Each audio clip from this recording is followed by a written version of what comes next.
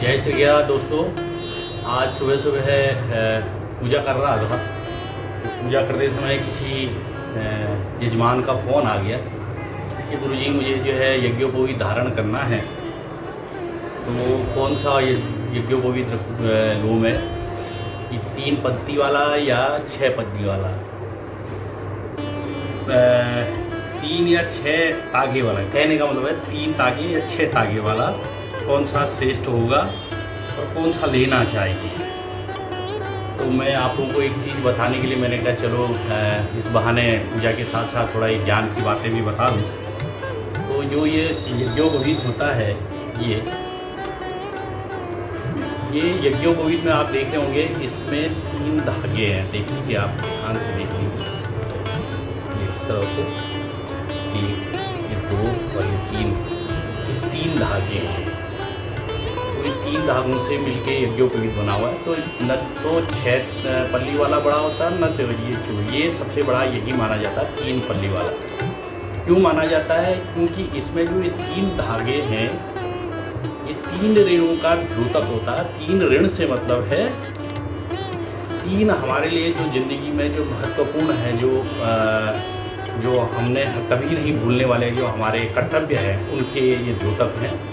ये पहला इसमें होता है पितृ ऋण, कि अपने माता पिता जी की हमेशा सेवा करनी चाहिए। उनका जो भी आपको वो करना है उसका निर्वहन के लिए जो होता है। इसमें ये दूसरा है, इसको ऋषि ऋण बोलते हैं। ऋषि ऋण से मतलब है कि जिसने आपको ज्ञान दिया है इस संसार को देखने के लिए, समझने के लिए, माता पिता की बात, ये उनका ऋण के लिए होता है, ये उनके प्रति अपना कर्तव्य निभाने के लिए होता है। और तीसरा जो है, ये जो है, ये इसको देव ऋण बोलते हैं। क्योंकि ये पूरी पृथ्वी को, पूरी सृष्टि को चलायमान जो होती है, वो जो है, ये जो हम भगवान जो करते हैं, ये उनके प्रति समर्पण का है कि उनको कभी नहीं भूलना, उनके बताए हुए रास्ते पे चलना है, देवत्व के रास्ते पे चलना है। अब आप ये देख रहे होंगे, ये 3 पल्ली का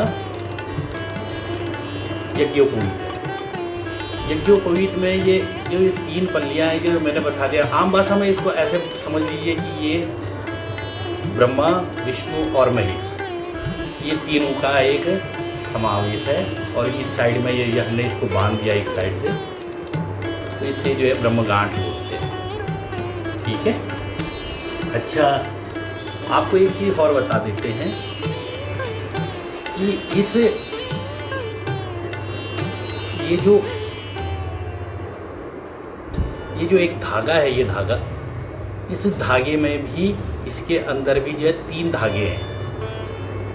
आप इसको, मैं अगर इसको ध्यान से आप नहीं देख पाएंगे, इतना नज़दीक से नहीं देख पाएंगे, इसके अंदर भी 3 धागे होते हैं। तो 3 इसमें हो गए, 6 और 3 ये हो गए 9। तो 9 धागों से मिलके ये यज्ञोपवीत बना है। अच्छा, अब ये यज्ञोपवीत जो बना है 3 धागों से, ये अब ये 3, 6 और 3, 9 हो गए। तो 9 जो द्योतक हैं वो हमारे नवग्रह के द्योतक हैं। आ जाओ। ये नवग्रह देवताओं के जो है द्योतक हैं, हमारे 9 ग्रहों के द्योतक हैं। अच्छा, ये प्रत्येक इसमें भी जो है ये 3 हॉर हैं, इसके अंदर भी 3 हॉर हैं।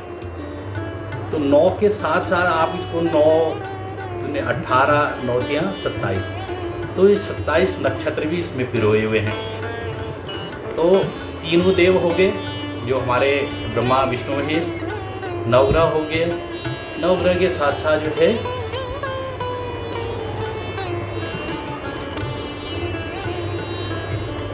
27 नक्षत्रों का भी इसमें योग है। अच्छा, अब जो ये बनाया जाता है, एक्चुअल में ये बनाया जाता है 96 उंगल का। ये उंगलियां होती हैं, तो ऐसे करके नाप के इसको बनाया जाता है। जब इसको बनाया तो शुरू में जब बनाया होगा, तो जब काटा जाता है इसको इस तरह से काटा जाता है, ये इस तरह से। तो ये 4 करके करेंगे तो ये जो है पूरे 96 जो है ये फिंगर्स के बराबर इसकी जो है लेंथ होती है। अच्छा, लेंथ 96 क्यों होती है? तो कहा जाता है कि हमारे पैर के नाखून से लेके और सिर तक, अगर इस उंगली से, अनामिका से, यदि हम कोई भी मनुष्य अपने आप को नापे, तो उसका जो साइज होता है वो 96 उंगल का होता है। चाहे वो छोटा बच्चा है, चाहे वो बड़ा है, लेकिन वो अपनी उंगली से नापे तो पूरे उसको जो है 96 उंगली का होता है। तो इस तरह से आप मान के चलिए कि पूरे शरीर को बांधने का ये द्योतक है।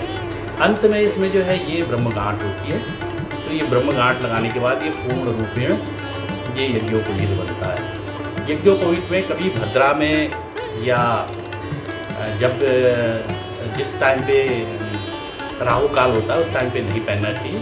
बाकी समय आप इसे पहन सकते हैं सुबह नहा धो करके, और हमेशा बाएं कंधे से और दाएं कंधे की तरफ होता है। अच्छा, ये तीन पल्ली मतलब 3 धागे और 6 धागों का क्या वो है, ये इसका भी वो है।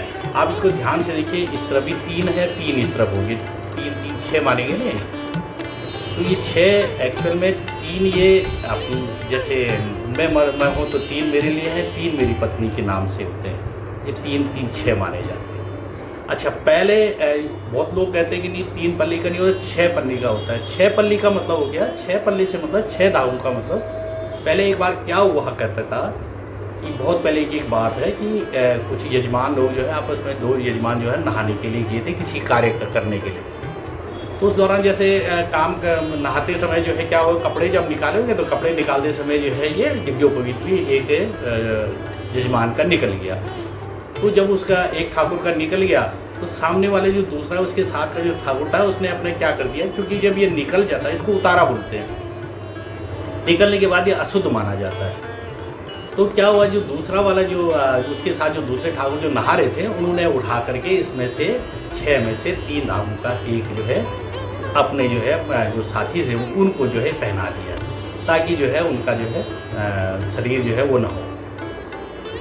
तो इस तरह से जो है ये फिर 3 पल्ली और 6 पल्ली का वो है, परंतु जो विधान है वो 3 पल्ली का ही होता है। और किसी भी उसको कोई भी जो हमारे सनातन धर्म है, हमारे हिंदू धर्म में है, ये जो है 3 पल्ली का ही इसका महत्व है। और इसको ज़रूर जो है यज्ञोपवीत संस्कार के उपरांत इसको हमेशा धारण करना चाहिए। आप ये समझ लीजिए, आप इसको धारण कर रहे हैं तो आप सभी सृष्टि के सभी जितने भी द्योतक हमारे सभी का आप अपने शरीर में आप इसको धारण कर रहे हैं। तो आपको एक जानकारी कैसी लगी तो मेरे को ज़रूर बताइएगा। और यदि ये वीडियो अच्छी लगी होगी, ये ज्ञान अच्छा लगा होगा तो लाइक ज़रूर करना, और अपने मित्रों के साथ, अपने परिवार के साथ शेयर ज़रूर करना, और मेरे इस चैनल को सब्सक्राइब ज़रूर करिएगा। जय श्री राम। अंत में एक विशेष बात जो बतानी थी वो ये है कि जब भी यज्ञोपवीत आप धारण करें तो ये गायत्री मंत्र के साथ ही इसको धारण करें। ओम भूर्भुवः स्वः तत्सवितुर्वरेण्यं भर्गो देवस्य धीमहि धियो यो न प्रचोदयात्। इसको जो है आप 3 बार या 7 बार कह के इसको धारण करिएगा। ब्रह्म मुहूर्त में इसको धारण करें हमेशा। जब भी आपको यज्ञोपवीत धारण, पहले तो जब से यज्ञोपवीत संस्कार होता है उसके बाद से कभी आपके जो है गले से जो है यज्ञोपवीत हटना नहीं चाहिए, यदि उतारा नहीं होना चाहिए। यदि उतारा हो गया तो नया यज्ञोपवीत हमेशा धारण करना चाहिए। जय श्री राम। धन्यवाद।